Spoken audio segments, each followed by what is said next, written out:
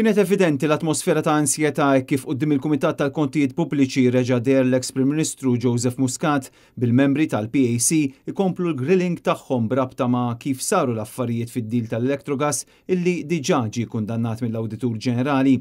Apparti li spikka l-ħafna ħela ta' ħin u interruzzjonijiet minnaħa tal-Gvern, spikka wkoll mument li fih Joseph Muscat assolutament ma riġi wieġeb. Dan meta ġie mistoqsi jekk hux aċċettabbli li Ministru tiegħu Konrad Mizzi kien mar fuq Keach Kembri jitolbu pariri x'kellu jagħmel għaliex kull ma jmiss kien isir deb xi ħaġa li Kembri stess kien qala f'seduti preċedenti tal-Public Accounts Committee. Tara aċċettabbli illi Ministru tiegħek imur fuq il-Chief of Staff tiegħek u jgħidlu kif nista' nagħmel bħalek biex kull ma jmiss isir deb. Tara aċċettabbli?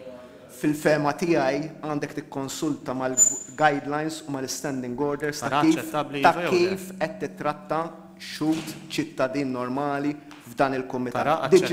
Diġà weġibtek ma tistax tippretendi li għal dak li twieġeb jien niġi l-pappagal tiegħek u ngħid Pappagal ta' Keach Kembri ma tixtu. Ma tix tirrepeti li għal Keach Kembri. Ma tix tirrepeti li għal Keach Kembri. U inti qiegħed bħala ex-Prim Ministru, Dr. Muscat, mhux bħala ċittadin normali. Inti qiegħed bħala ex-Prim Ministru ta' pajjiżna.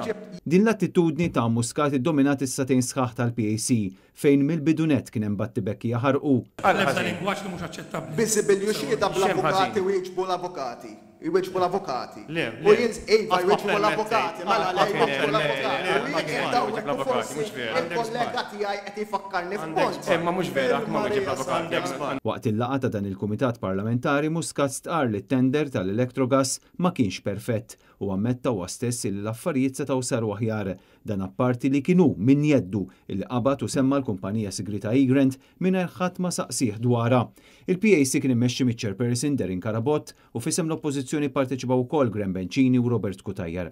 Meta ġie mistoqsi dwar konflitt ta' interess għal fatt li Brian Tonna ta' Nexia BT tpoġġa fuq il-bord tal-aġġudikazzjoni tal-Power Station il-ġdida, Muscat qal illi hu ma jarax li kien hemm konflitt ta' interess għalkemm illum jafħares lejn l-affarijiet b'mod differenti. Xorta ma nemmix li kien hemm konflitt, ġifieri jekk tgħidli setax inħatar xi ħadd ieħor ngħidlek with hindsight. Qed nistaqsik għax għal Brian Tonna qed li seta' kien hemm konflitt. Bl-istess mod qed ngħidlek ġifieri with hindsight fil-kwistjoni tal-Ministru setax ħatar lil ħadd ieħor. With hindsight forsi iva, I don't think it was a major issue. Fil-bidu tal-laqgħa sar magħruf li l-Awditur Ġenerali qatt ma jingħata kopja tal-Memorandum of Understanding li kien għamel il-Labour qabel l-elezzjoni tal-2013 mal-kumpanija New Energy. Il-PAC issa ġie aġġornat għal ġimgħa li ġejja.